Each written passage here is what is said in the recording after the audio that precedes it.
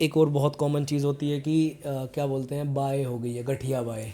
गठिया हो गई, गठिया हो गई है। बेसिकली गठिया तो एक जनरल टर्म होता है जॉइंट पेन के लिए।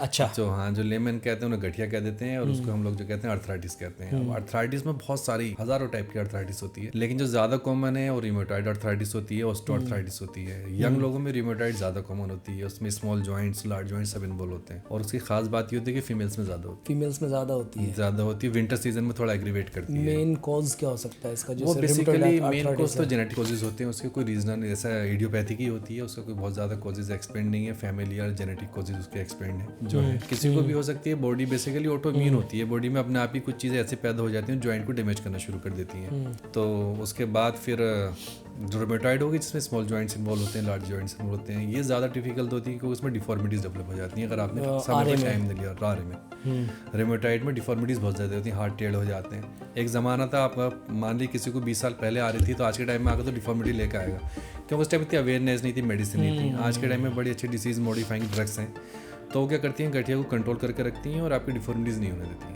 वो हाँ, भी और जो कंट्रोल दूसरी किया जा सकता है उस चीज़ दूसरी को। जो होती है ये ऑस्टियोआर्थराइटिस होती है, जो एज के हिसाब से होती है। ये इसमें नीज जॉइंट ज़्यादा इन्वॉल्व होते हैं। ये 50+ ही में लोगों में हो जाती है। कहते हो कि आपने घुटने में दर्द हो गया, बैठ के खड़े होने में दिक्कत हो रही है।